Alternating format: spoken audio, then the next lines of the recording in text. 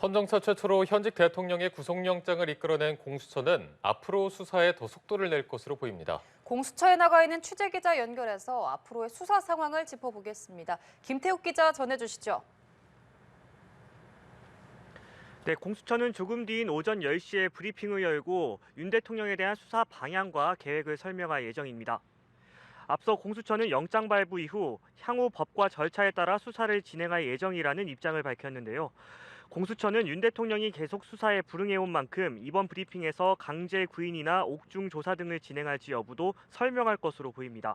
체포기간 포함 최대 20일 동안의 구속조사가 가능해지면서 비상계엄 수사에도 탄력이 붙을 것으로 보입니다.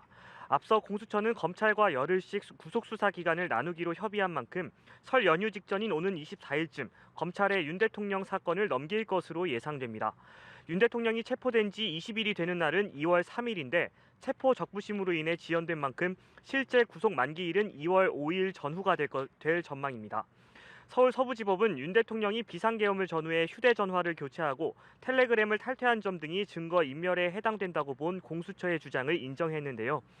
또 범죄의 중대성을 비롯해 김용현 전 국방부 장관 등 10명이 모두 구속 기소된 점, 윤 대통령이 공수처에서 진술을 거부하고 추가 출석 요구를 거부한 정황 등도 영장 발부의 고려 요소가 됐을 것으로 보입니다.